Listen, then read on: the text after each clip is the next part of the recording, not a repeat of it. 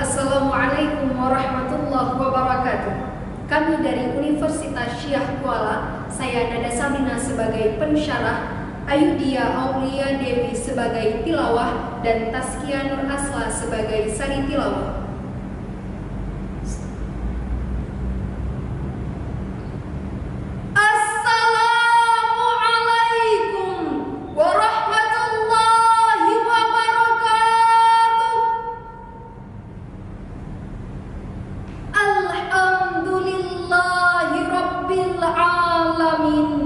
Wabihi nasta'in ala umurid dunya waddin. Wassalatu wassalamu ala ashrafil anbiya'i wal mursalin wa ala alihi wa sahbihi ajma'in. Amma ba'd.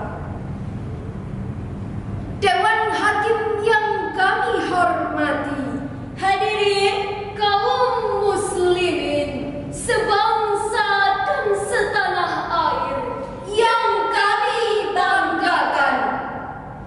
17.000 pulau besar dan kecil membentang dari Sabang sampai Merauke, dari Miangas hingga Pulau Rote, terangkai padu untayan Zamrud Khatulistiwa membentuk wilayah kedaulatan sebuah bangsa bernama Indonesia, dihuni oleh lebih dari 271 juta jiwa, terdiri dari 714 suku bangsa dengan 1.100 bahasa daerah beraneka, adat budaya tak terbilang jumlahnya, serta 6 keyakinan agama yang berbeda adalah realitas keberagaman yang menjadi berkah bagi negeri tercinta. Di satu sisi, hadirin, keberagaman ini menjadikan Indonesia sebagai negeri yang unik dan menarik.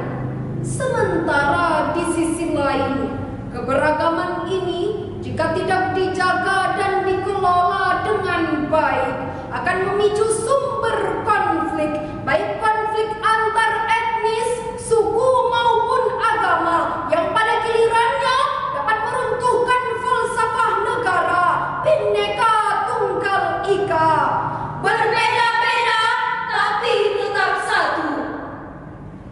Bahkan hadirin, keberagaman ini bisa menjadi sasaran dan target bagi pihak-pihak yang tidak menginginkan Indonesia menjadi negara yang maju, hebat dan bermartabat, dengan memicu sumber-sumber konflik, terutama konflik antar agama yang paling berbahaya bagi pilar persatuan dan kesatuan bangsa. Kita umat Islam Indonesia, hadirin, sebagai penduduk mayoritas di negeri tercinta ini, hendaknya mengerti dan memahami konsep keberagaman sesuai dengan perspektif Islam, sehingga kita bisa menjadi pilar pemersatu bangsa. Oleh karena itu, pada kesempatan musabaqah syarhil Quran ini, tergugah hati kami untuk menyampaikan sebuah syarahan yang berjudul Keberagaman dalam Perspektif Al-Quran, dengan landasan surah Al-Hujurat ayat 13 berikut.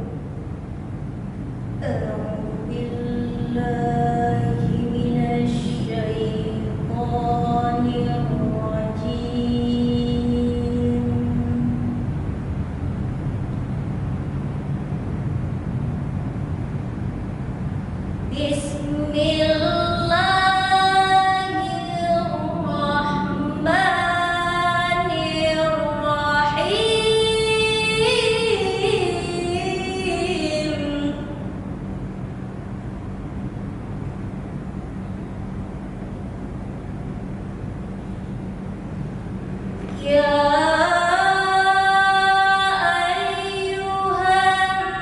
الناس إنا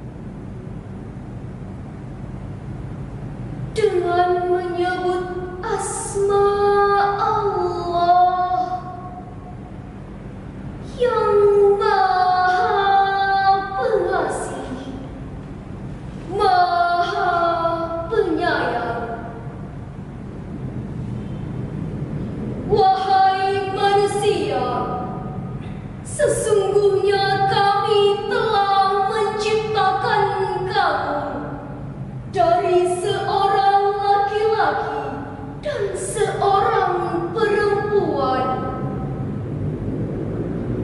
Dan kami telah menjadikan kamu berbangsa-bangsa dan bersuku-suku agar kamu saling kenal mengenal. Sesungguhnya orang yang paling mulia di sisi Allah adalah orang yang bertakwa.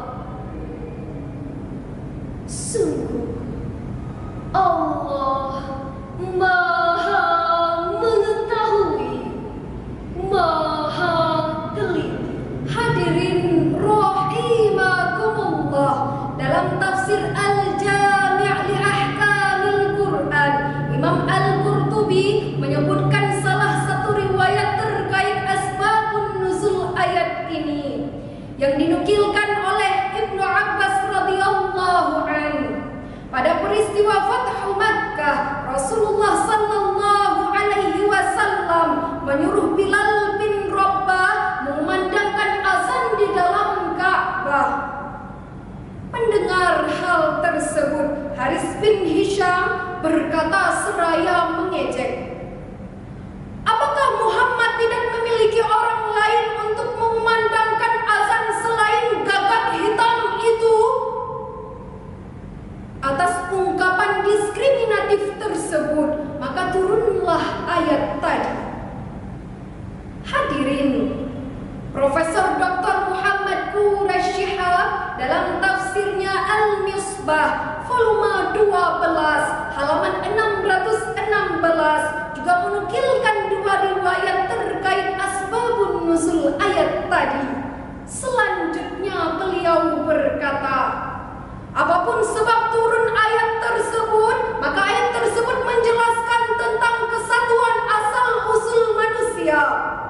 Tidak wajar seseorang berbangga dan merasa tinggi di antara orang lain. Hadirin rahimakumullah, sikap bangga dengan keturunannya, Bangga dengan sukunya, bangga dengan status sosialnya, serta bangga dengan warna kulitnya merupakan sikap keburukan jahiliyah yang telah dihapus oleh Islam sejak 1400 tahun silam. Sebagaimana ditegaskan oleh Rasulullah dalam sebuah hadis yang diriwayatkan oleh Imam At-Tirmizi, yang artinya, wahai sekalian manusia, sesungguhnya Allah telah menghapus dari kalian keburukan jahiliyah, yaitu berbangga dengan keturunannya. Hadirin, siapa kita? Indonesia. Siapa kita? Indonesia. Siapa kita? Indonesia. Salam kesatuan bangsa.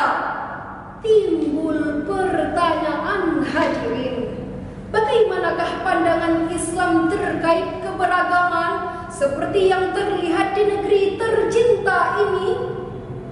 Sebagai jawabannya, mari kita dengarkan bersama firman Allah surah Al-Mumtahanah ayat 8 berikut.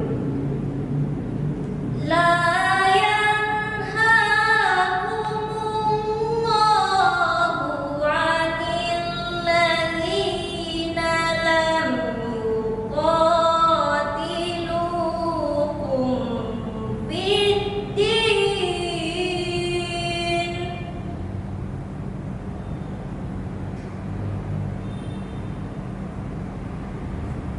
lam yuqatilukum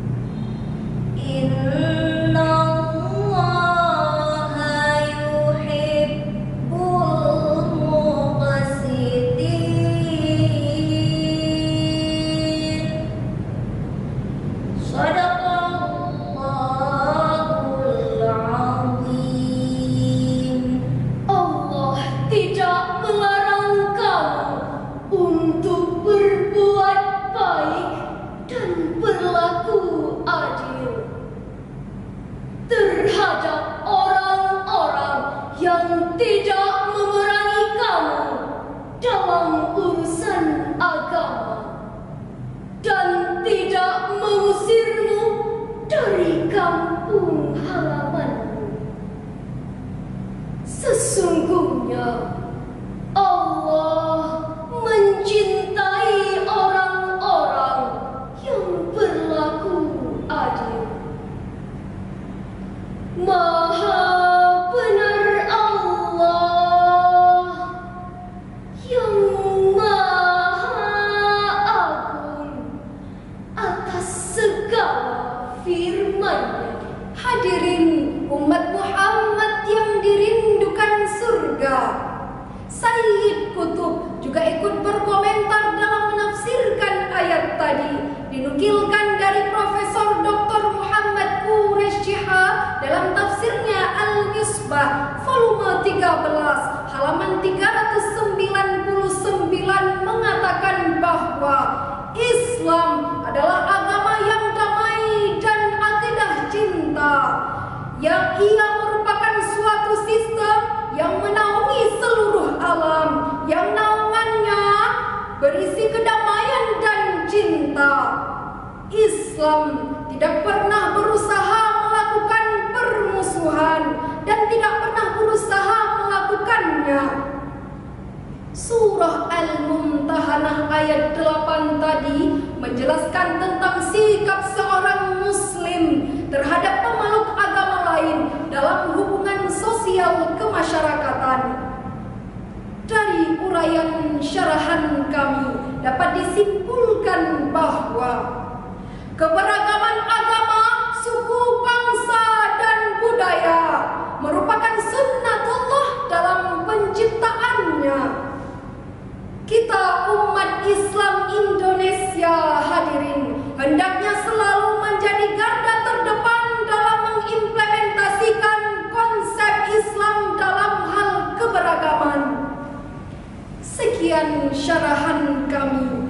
Terima kasih atas segala perhatian. Mohon maaf atas segala kekurangan. Sebagai bahan memori, kami akhiri dengan sebuah